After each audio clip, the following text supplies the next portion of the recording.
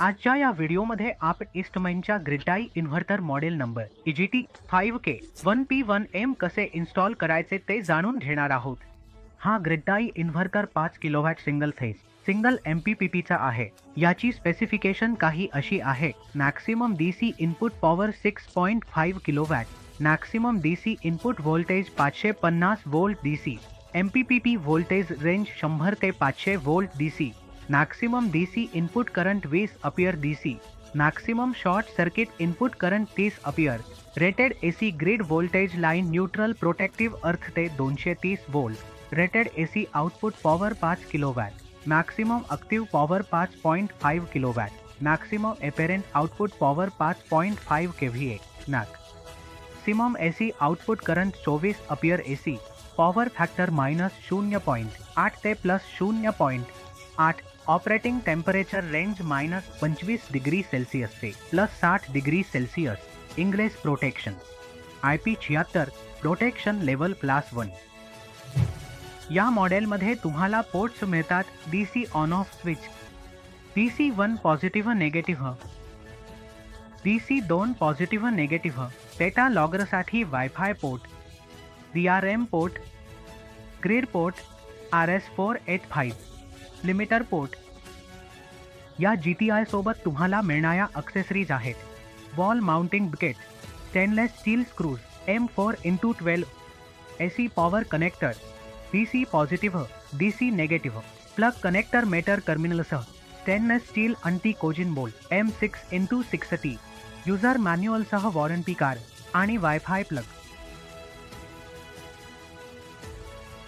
ग्रिडाई inverter नेहमी अधिकृत तंत्रज्ञाकडूनच install करावा आणि हे आवश्यक आहे की संबंधित मॉडेलचा युजर मॅन्युअल काळजीपूर्वक वाचावा, जेणेकरून इन्स्टॉलेशन योग्यरित्या होऊ शकेल। इन्व्हर्टरच्या फ्रंट पॅनेलमध्ये 4 LED स्टेटस इंडिकेटर दिसतात।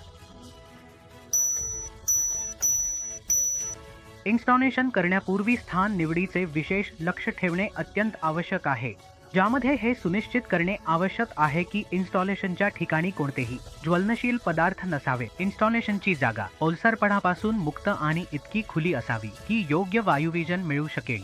ज्या ठिकाणी इन्स्टॉलेशन होणार आहे त्या ठिकाणी थेट सूर्यप्रकाश पडू नये, कारण यामुळे इन्व्हर्टरचे ऑपरेशनल तापमान वाढल्यामुळे आउटपुट कार्यक्षमतेवर नकारात्मक परिणाम होतो। म्हणूनच सनशेड लावणे शिफारस केले जाते।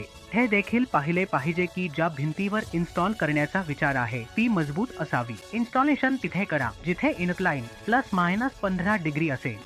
जिथे इन्व्हर्टर इन्स्टॉल केला जाणार आहे त्याच्या वर, खाली आणि बाजूला किमान 500 mm चा अंतर असावा, तसेच समोरील अंतर किमान 1000 mm चे असावे। इन्व्हर्टर इतक्या उंचीवर लावा की जिथे मुलं पोहोचू शकणार नाहीत।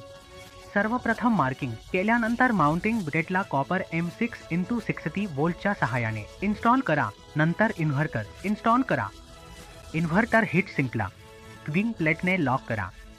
इलेक्ट्रिकल कनेक्शन करण्यापूर्वी ग्रिड सप्लायचा मेन स्विच आणि DC आयसोलेटर ऑफ करा। PV क्षेत्राच्या आउटपुट व्होल्टेजची गुणवत्ता DC पॉझिटिव्ह आणि DC नेगेटिव्ह चिन्हाशी जुळवा। तसेच PV क्षेत्राचे ओपन सर्किट व्होल्टेज 500 वोल्टच्या खाली असावे। इन्व्हर्टरच्या पॉझिटिव्ह आणि निगेटिव्ह इनपुटमध्ये DC कनेक्टर घाला। या मॉडेलसाठी केबलचे कर्व पृष्ठभाग क्षेत्र 6 चौरस मिमी, केबलचा बाह्य व्यास 15 मिमी ते 18 मिमी असावा। यानंतर तुम्हाला DC-DB बॉक्सचे कनेक्शन करायचे आहे। DC-DB बॉक्समध्ये DC फ्यूज आणि DC SPD असतो। DC फ्यूज उच्च प्रवाह चार्ज आणि सर्किट संरक्षण देते आणि DC SPD सर्ज संरक्षण देते। लक्षात ठेवा की DC SPD मध्ये अर्थिंग लावणे अनिवार्य आहे।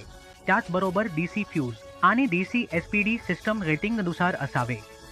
AC कनेक्टरमध्ये AC स्ट्रिप केबलला कनेक्ट करा। न्यूट्रल, लाईन आणि अर्थिंगचा उल्लेख केला गेला आहे। त्यानंतर AC कनेक्टरला इन्व्हर्टरशी कनेक्ट करा। यानंतर तुम्हाला AC-BB बॉक्सचे कनेक्शन करायचे आहे। AC-BBच्या आत AC MCV आणि AC SPD आहे। AC MCV उच्च प्रवाह आणि शॉर्ट सर्किटपासून संरक्षण प्रदान करते आणि AC SPD लाट संरक्षण प्रदान करते। ध्यानात ठेवा की AC SPD मध्ये अर्थिंग लावणे अनिवार्य आहे। त्याचबरोबर MCB आणि SPD सिस्टम रेटिंगनुसार असावे। पुढील पायरीमध्ये तुम्हाला शेल ग्राउंड वायर इन्स्टॉल करायचा आहे। इन्व्हर्टरच्या एसी कनेक्शनच्या संरक्षणासाठी सर्किट ब्रेकर लावणे आवश्यक आहे, ज्यामुळे ओव्हर करंट प्रोटेक्शन मिळू शकेल। या इन्व्हर्टरमध्ये वायफायद्वारे रिमोट मॉनिटरिंग फीचर देखील दिलेले आहे। यासाठी स्वतंत्रपणे दिलेल्या डेटा लॉगला इन्व्हर्टरच्या निर्दिष्ट स्थानावर इन्स्टॉल करा। याची कॉन्फिगरेशन तुम्ही सर्व इलेक्ट्रिकल कनेक्शन झाल्यानंतर आणि डीसी पॉवर ऑन झाल्यानंतर करू शकता।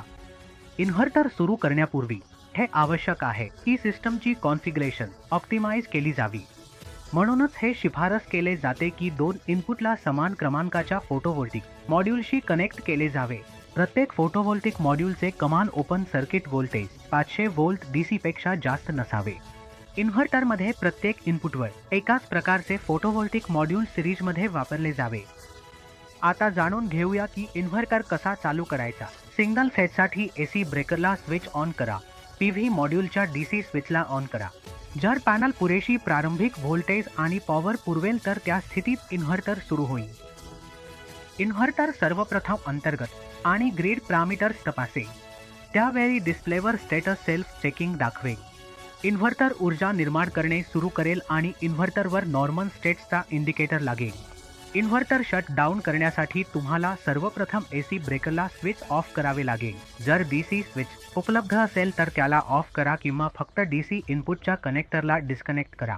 यानंतर इन्व्हर्टर सर्व इंडिकेटर्स 2 मिनिटांच्या आत बंद करेल। इष्टमित्र